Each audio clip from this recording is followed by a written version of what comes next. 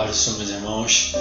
Estamos dando início agora então à segunda parte, sobre o livro de Êxodo. Vimos aí a primeira parte há uns dias atrás, agora faremos a segunda parte, agora falando sobre o livro de Êxodo, a formação da nação de Israel. Como se deu a formação da nação de Israel? Passamos ali por toda a transição da saída ali do Egito, da escravidão do Egito, nas mãos de um faraó chamado Amenhotep II, até a travessia do Mar de Juncos, do Mar Vermelho, ali quando Moisés estende as mãos ali e o povo então sai ali da terra do Egito, atravessa aquilo ali, e depois Paulo vai falar que o povo foi batizado nas águas, no mar e na nuvem, assim, trazendo ali a ideia da nuvem de glória e o Mar Vermelho quando o povo atravessou, mostrando esse batismo, essa mudança realmente de consciência, esse deixar para trás a vida do pecado, a vida da escravidão, para uma novidade de vida. Então, a transição entre o Egito e a Terra Prometida, nesse meio existia um deserto, existia um tempo ali que Deus leva o povo no meio de um local secreto, silencioso, para que ali o povo pudesse ser tratado, para que ali o povo pudesse ter, de alguma forma, um relacionamento apurado com Deus, Deus tirasse ali aquilo que era a carga levada do Egito, as divindades, moldasse, lapidasse aquele povo nesse tempo, e então trouxesse uma novidade para esse povo. E é justamente o que Deus vai fazer com esse povo durante o deserto.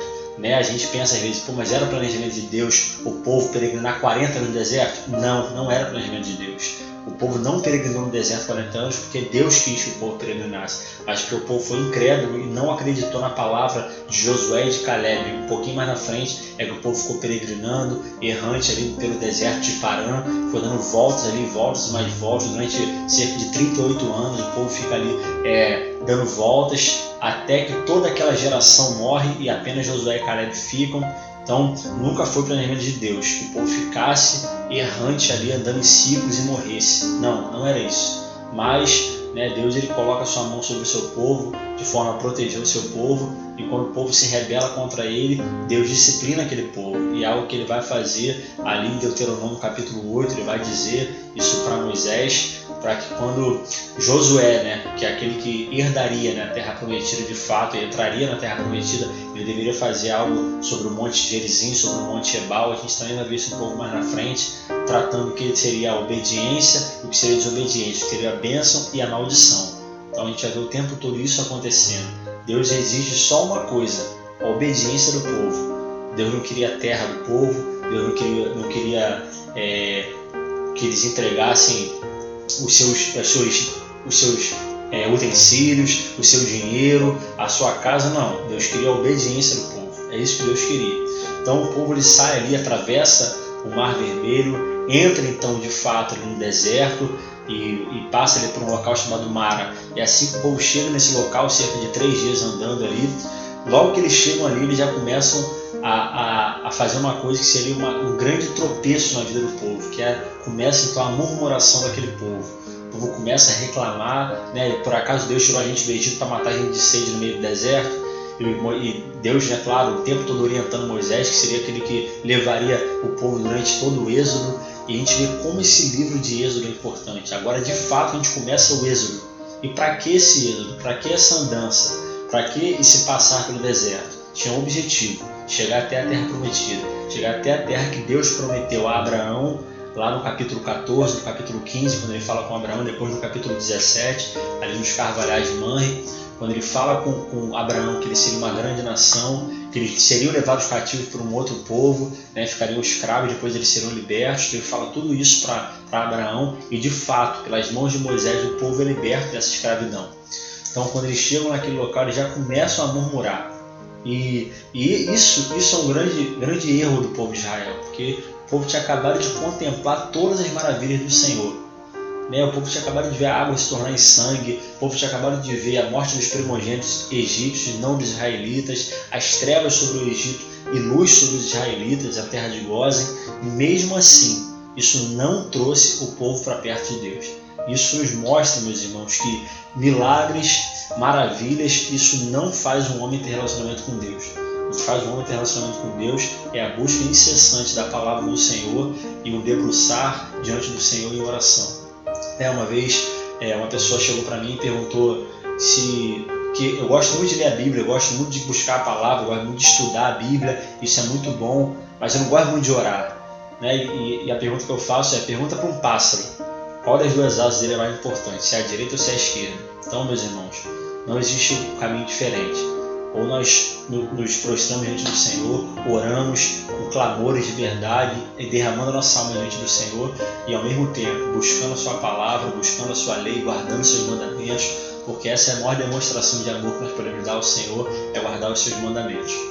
Então, quando eles chegam ali nesse local, né, ali em Mara, o povo já começa a murmurar e Deus orienta Moisés, fala assim, Moisés, pega uma árvore, né, que eu não sei qual árvore que era, e joga sobre as águas amargas, né? Mara quer dizer amarga, até no livro de Ruth a gente vai ver isso, e joga a árvore sobre essas águas. E quando ele joga a árvore sobre a água, aquela água se torna doce. E olha que interessante, né? A gente vai ver isso num episódio parecido com esse na história de Eliseu, do profeta Eliseu, quando eles estão ali cortando algumas árvores ali num determinado local e o ferro do machado, né, a parte da lâmina do machado cai dentro da água. E aquele rapaz vira para Eliseu e fala, Eliseu, o que eu vou fazer? Esse machado era emprestado, e agora? E diz que Eliseu então pega um pedaço de madeira, joga na água e o machado, aquele ferro daquele machado flutua. Ou seja, me lembra muito essas passagens, para mim estão muito conectadas.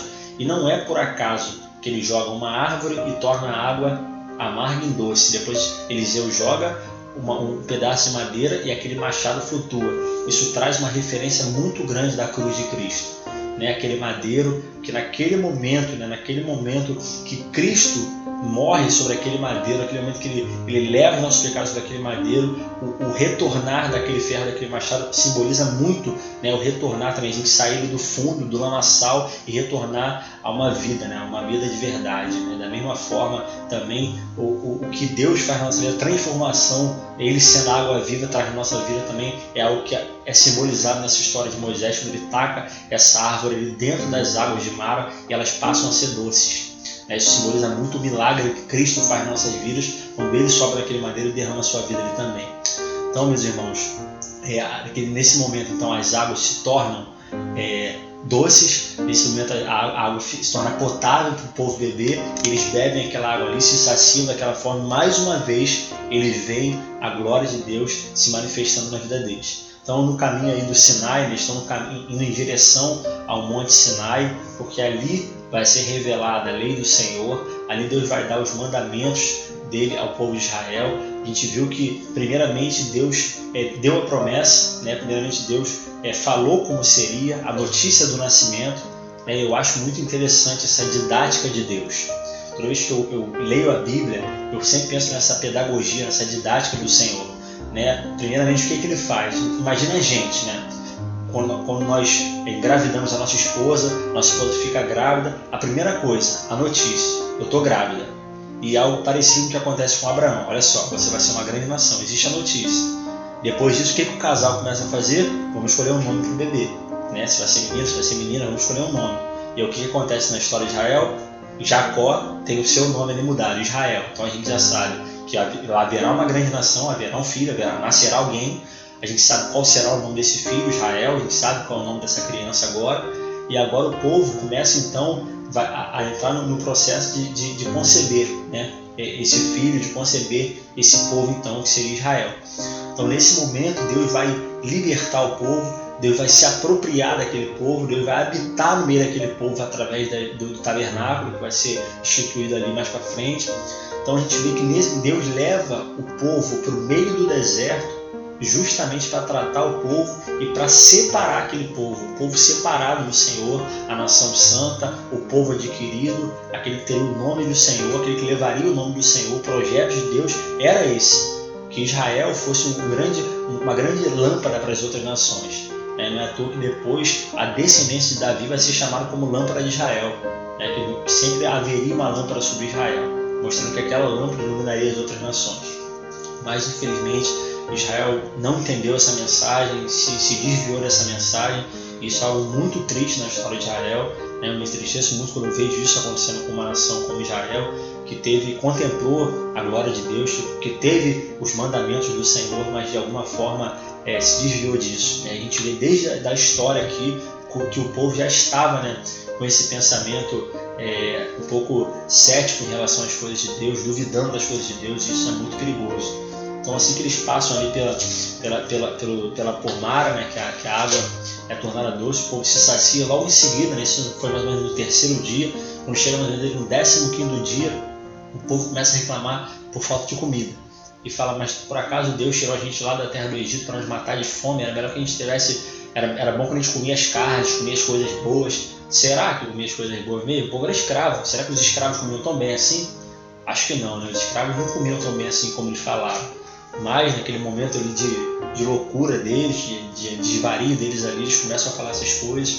Então Deus, na sua imensa misericórdia, e já prefigurando que seria um relacionamento futuro com Ele, e presente também, né? Mas visando ali Cristo o tempo todo, como todo o Velho Testamento aponta para Cristo, Deus ele manda o maná. E toda manhã as pessoas acordariam cedo ali e haveria ali o maná sobre a terra, e cada homem colheria ali o seu maná, né? Cerca de um homem que é mais ou menos 2 quilos de comida, então era bastante comida, era como se fosse realmente, né, os estudiosos dizem que era como pão de mel o gosto, então era algo bom, era algo nutritivo, né, para aquele tempo ali, era algo, tinha abastança, porque eram 2 quilos, então era bastante coisa. Então, e se a pessoa ela pegasse aquele maná e guardasse aquele maná para o dia seguinte, no dia seguinte, quando a pessoa fosse pegar aquele maná, o maná já estava cheio de bicho, o maná já estava estragado, que aquela porção ele só durava para aquele dia. E por que o nome maná? Justamente porque quando o povo acorda e o povo olha para aquele alimento, eles falam maná. Mas assim, o que é isso? Exatamente o que significa no hebraico maná é o que é isso. E por isso aquilo ali se chamou maná, a partir de então. E é depois o que Jesus vai falar na oração do Pai Nosso, né? O pão nosso de cada dia nos dai hoje. Então é justamente isso. Isso simbolizava o relacionamento com Deus futuramente. O relacionamento com Deus, ele não é semanal, ele não é mensal, ele não é sazonal. O relacionamento com Deus ele é diário. Porque as misericórdias do Senhor, elas não se renovam semanalmente. As misericórdias do Senhor não se renovam mensalmente. Mas as misericórdias do Senhor se renovam a cada manhã. O maná era enviado a cada manhã. E o nosso relacionamento com Deus, ele é diário. O nosso levantar, as primícias do nosso dia, né? A gente acordar e se lembrar que o Senhor é o nosso Deus, é o nosso Pai, é a nossa provisão, é o nosso sustento, é o nosso maior amor, e diariamente a gente adorar o Senhor, a gente se prostrar diante do Senhor e buscar o Senhor. Então Deus ele manda esse alimento para o povo, esse maná que fica 40 anos ali com o povo. Enquanto o povo esteve no deserto, existiu maná. Quando o povo entra na terra prometida, a primeira coisa que acontece depois que eles possuem a terra prometida é cessar o maná. Eles comeriam das novidades da terra. Isso traz muita figura também daquilo que seria o leite ali, depois o alimento sólido também, algo que o povo produziria, algo que seria mais abastado, mais forte para eles ali. Então isso traz essa relação também. E eles, assim que eles chegam também no deserto, estão passando por ali, se levanta um povo, que é o povo dos amalequitas. E olha que curioso, né? Quem são os amalequitas? O Amaleque é neto de Esaú, neto de Edom. A gente já viu isso na aula passada, que Esaú é Edom. E por que esse nome? Né? Esaú significava peludo, Edom significava vermelho. Por que vermelho?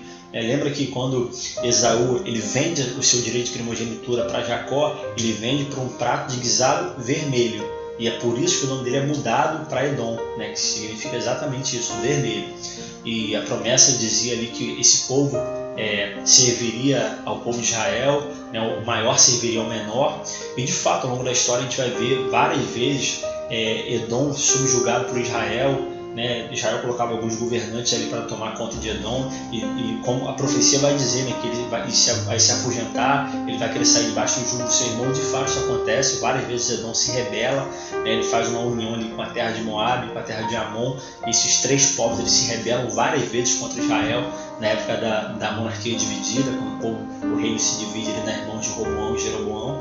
Então a gente vê isso o tempo todo acontecendo na história. Então Edom ele tem um filho chamado Elifaz. Esse homem, Esaú tem um filho chamado Elifaz se casa com uma mulher chamada Tímina, eles dois dão um filho chamado Amaleque, que dá origem ao povo dos amalequitas.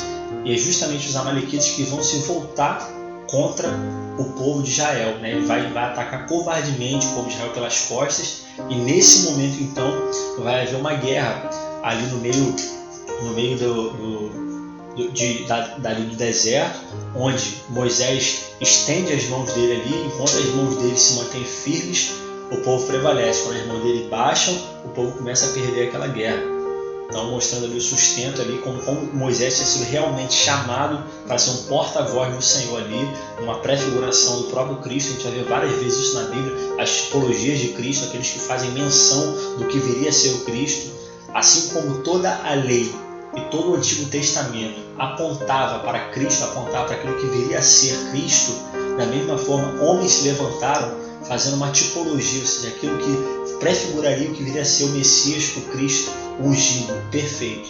Então a gente vê isso na história de José, a gente vê isso na história de Davi, a gente vê isso na história de Moisés, na história de Josué. Então esses homens, na história de Isaac, né, Isaac e Rebeca ali trazendo uma figura do Cristo da igreja também. Então isso acontece na vida de Moisés. E assim que eles também chegam ali, estão andando no deserto, eles estão passando por um local que depois vai ser conhecido como Massá e Meribá, né? Aquele que contendeu, provou, tentou o Senhor. E quando eles chegam nesse local, eles começam a pedir água para Moisés. Moisés, a gente não tem água, a gente está com sede, a gente não tem o que beber. Então Deus manda, né, Moisés bater ali na rocha, né? Quando ele bate na rocha, sai água da rocha. E a gente vai ver mais para frente o porquê que Moisés não entra na terra prometida, né? Muito mais do que ele bater na rocha novamente, existe algo até mais profundo do que isso, né? E Coríntios vai dizer que essa rocha era Cristo, representa o próprio Cristo, e por essa razão, uma das razões pelas quais Moisés não vai adentrar a terra prometida tem a ver com isso também. Então, meus irmãos, continuando, né? Quando eles chegam ali, então, finalmente eles chegam ali no Monte Sinai, e lá no Monte Sinai, então, há uma renovação da aliança. A gente vai ver isso algumas vezes na Bíblia, né? Deus renovando a aliança com o povo, renovando o compromisso que ele fez com Abraão.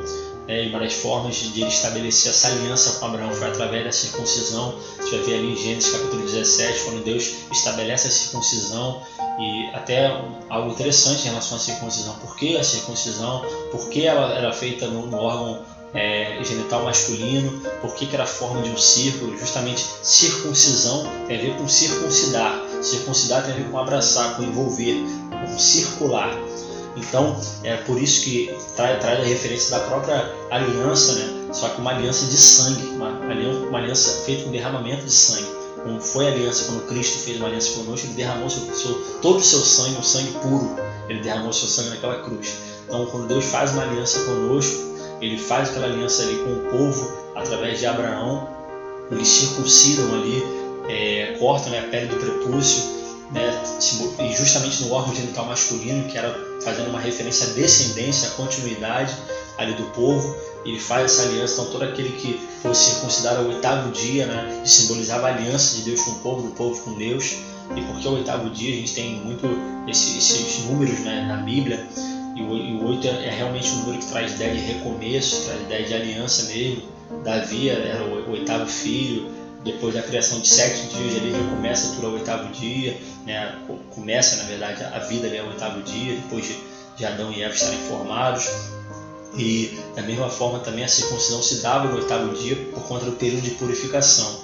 Depois de 7 dias ali, existiu o período de purificação, e ao 8º dia então poderia ser circuncidado. E diferentemente disso, os ismaelitas, né, que são os filhos que não são filhos da promessa, lembrando que Abraão teve 2 filhos, né, Isaac, Ismael teve outros, mas os mais importantes, Isaac e Ismael. E os ismaelitas deram origem aos árabes. Existe esse conflito, né, interminável entre árabes e judeus, e os árabes se circuncidam aos 13 anos de idade. Por que aos 13 anos de idade? Porque Ismael, na época que Isaac foi circuncidado, Ismael tinha 13 anos. Então, como, né, ele era mais velho que Isaac, ele nasceu primeiro, e na época então que Isaac foi circuncidado, Ismael estava com 13 anos, então os árabes estabeleceram a circuncisão, né, aos 13 anos. E tem até o Bar Mitzvah, o Bat Mitzvah, quando a criança atinge a maioridade, que ela tem acesso ao rabino, à Torá. Então é nesse período. Então, meus irmãos, essa é a aliança que Deus fez com o povo através de Abraão. E então, quando eles chegam ali no Monte Sinai, ao pé do Monte Sinai, é justamente o que acontece. Deus renova a aliança com aquele povo.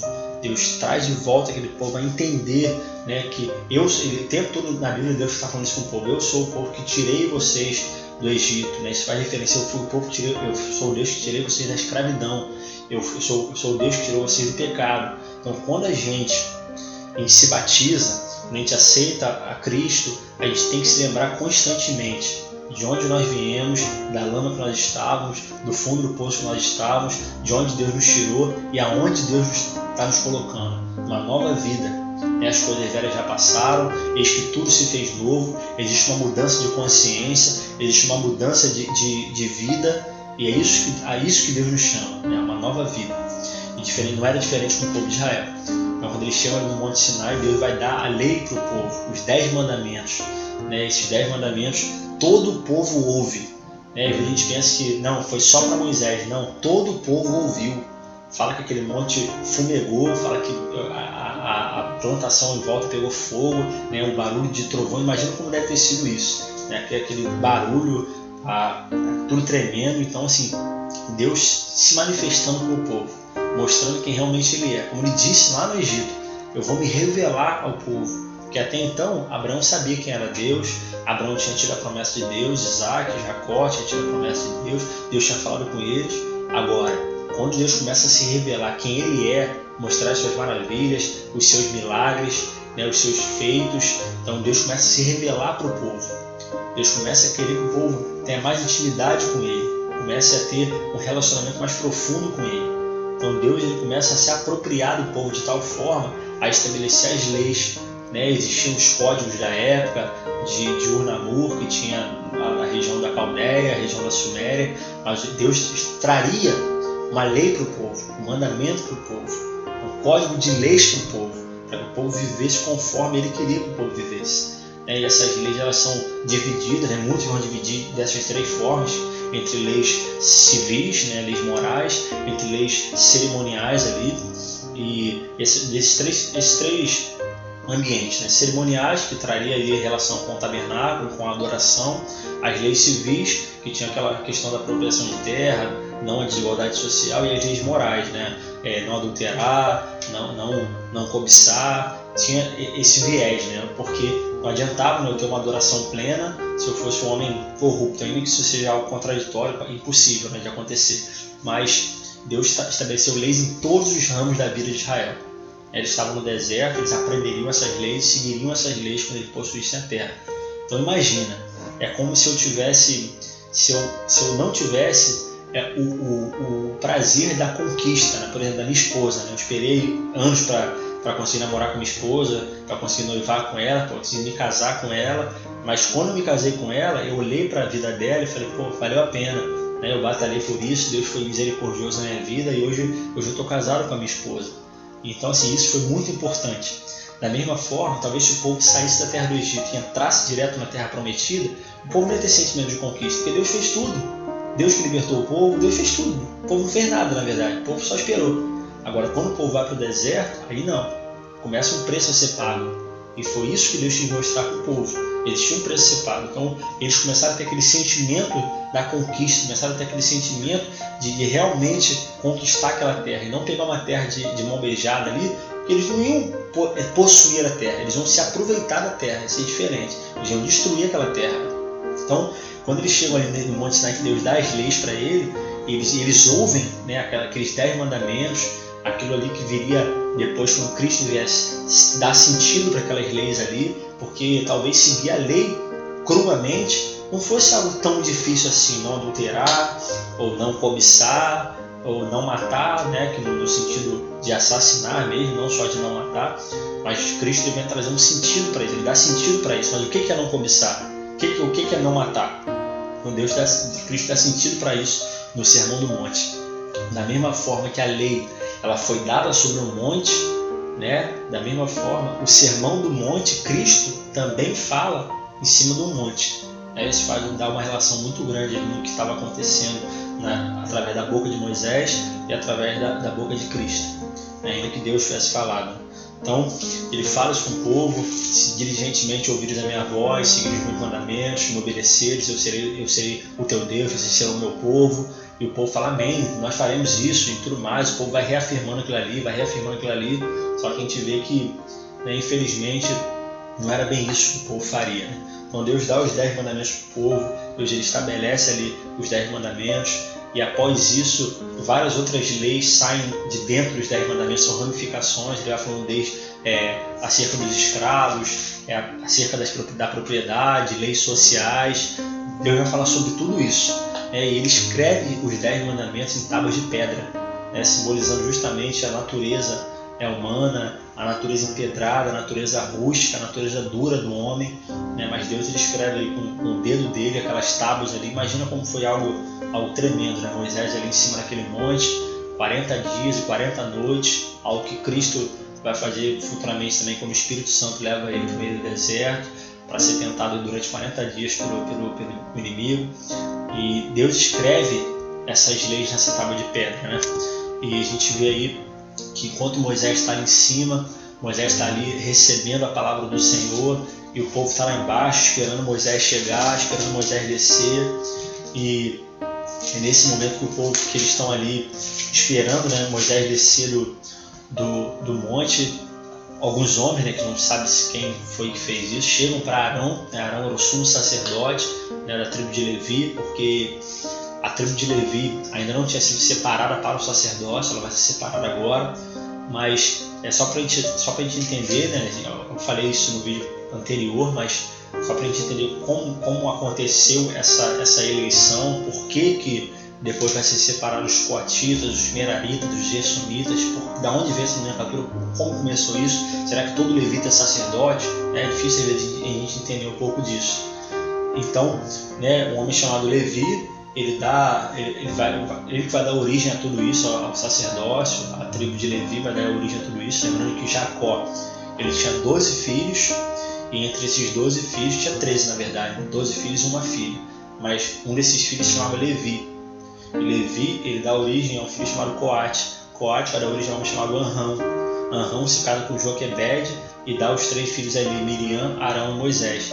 Então ele vem dessa linhagem, né, dos levitas, dos coatitas. Então é por isso que depois vai falar segundo a ordem de Arão, depois na frente também vai falar segundo a ordem de Melquisedeque. A gente pode falar um pouco mais profundo sobre o que significa essa ordem de Melquisedeque, ele tratando o rei e sacerdote. Mas ali nesse momento, né, lembrando que Moisés e Arão, como eram irmãos, eles eram da tribo de Levi. Enquanto Moisés está ali no Monte Sinai recebendo a lei do Senhor, ouvindo Deus falar com ele, Deus fala para ele assim: ô Moisés, melhor você descer lá que algo está acontecendo lá embaixo, o povo está se perdendo. Por que o povo está se perdendo? Porque nesse meio todo, enquanto Moisés estava os 40 dias dele no monte recebendo a lei do Senhor, alguns homens do povo chegam e começam a apertar Arão, falaram: Moisés morreu, aquele homem morreu lá em cima. Faz um Deus pra gente, aquele que nos tirou do Egito. Ele não fala para fazer um bezerro, mas ele faz um Deus pra gente. E Arão, né, pressionado, claro que a atitude de Arão deveria ser não fazer nada daquilo, a atitude de Arão deveria não responder ao povo, não seguir aquilo que o povo falou, mas ele dá ouvidos ao povo, constrói aquele bezerro de ouro, né, que simboliza o deus Apis, e faz aquele bezerro de ouro ali, que é o Deus Criador, né, simboliza no Egito o Deus Criador, e era o tempo todo como Deus estava sendo apresentado para o povo, o Deus que criou todas as coisas, Deus que fez todas as coisas. Então ele faz aquele bezerro de ouro, e no momento que ele faz aquele bezerro de ouro, os homens adoram aquele bezerro de ouro, se prostram diante daquele bezerro, e Deus fala para Moisés: Moisés, desce, porque o povo se perdeu. Né, esse barulho que você está ouvindo é barulho de festa, é a corrupção dos homens, e desce lá porque algo está acontecendo. E diz que Moisés, então ele desce, e aí Moisés dá uma aloprada ali, né? Mas imagina, né, as tábuas da lei, ele pega as tábuas da lei que Deus acabou de escrever com o próprio dedo dele, e ele quebra o pé do monte. Tamanha ira que ele ficou quando ele olha aquele bezerro ele sendo adorado pelo povo. Imagina, o povo acabou de ver tudo, o povo viu os milagres no Egito, o povo está vendo Deus provendo ali o maná, a água, as codornizes. Deus está provendo tudo para o povo, Deus está fazendo o povo ter sustento, é a nuvem de dia, a coluna de fogo de noite. Deus tentou livrando o povo das mãos dos inimigos, e ainda assim o povo se rebela contra o Senhor e peca contra o Senhor. Então Moisés ele quebra as tábuas da lei. Só para que a gente se lembre desse episódio. Será que foi algo grave que Moisés fez, ter quebrado as tábuas da lei? Foi algo grave. Mas ele está virado por amor do Senhor.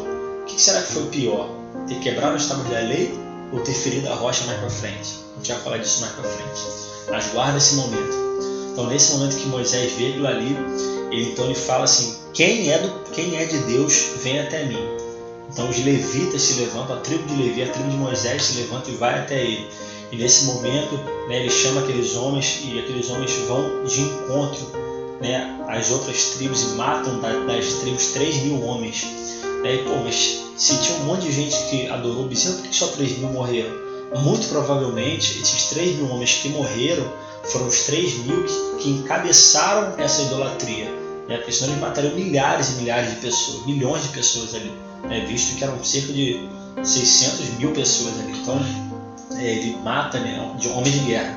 Então eles matam muita gente, e por conta disso, por conta deles terem se levantado a favor do Senhor, eles são separados para o sacerdócio.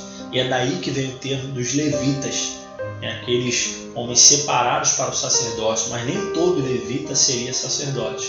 A gente tem que entender isso. Todo sacerdote é levita nesse tempo, mas nem todo levita é um sacerdote. Então é bom que a gente entenda, até porque a tribo escolhida para isso foram os coatitas. Então eles deveriam ser naturalmente descendentes de Arão. Se ele fosse descendente de Moisés ou de Miriam, né, não seriam. Se ele fosse descendente de Arão, eles poderiam ser sacerdotes. Então, quando a gente vê os levitas se levantando a favor, né, do Senhor e matando aqueles homens ali, e o temor de Deus caindo sobre aquele povo, né, o povo vendo ali que como Deus tinha se irado com eles, como ele tinha descido com a sua ira diante do povo ali. Então eles temem, né, e pensam, a gente fez algo errado mesmo. E Moisés ele pega aquele bezerro. Isso é algo interessante, que isso, lá em Números vai estar dizendo isso, que ele pega aquele bezerro e ele derrete o bezerro. Por que ele não quebrou o bezerro todo? Por que ele não jogou o bezerro fora? Mas ele queima o bezerro, ele mistura aquela queima ali na água, coloca dentro de uma água, aquele líquido que saiu dele, aquele material que saiu dele, ele mistura com a água e manda o povo beber. E por que ele faz isso? Né? Algo muito curioso que Moisés faz. Isso traz a ideia da mulher adúltera. Quando ele está falando das leis, ele fala sobre a mulher adúltera, ela deveria beber para que ela sentisse a amargura daquele ato, para que ela sentisse que ela teve parte com aquele ato. De alguma forma ela sentisse repúdio daquilo ali, vergonha daquilo ali. E é isso que Moisés faz. Ele faz o povo ver que eles tinham parte com aquele Deus ali, e eles deveriam sentir amargura por aquilo que eles fizeram. E é por isso que ele manda o povo beber aquilo ali, né? E então nesse momento a gente se pergunta, né, uma pergunta que eu me fiz quando eu li esse texto pela primeira vez. O povo morreu, um monte de gente morreu agora. Por que Arão não morreu? Arão não deveria ter morrido? Porque ele que fez o bezerro, ele era o sumo sacerdote, o primeiro a morrer tinha que ter sido ele. Mas o livro de Números vai explicar isso.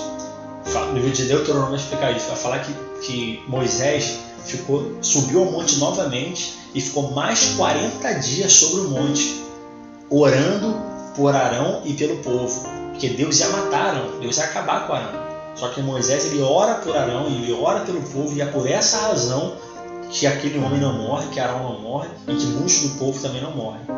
E o detalhe interessante dessa história toda é que Josué, aquele homem que vai ser o próximo depois de Moisés, vai ser o sucessor de Moisés, ele não estava no episódio da adoração do bezerro de ouro.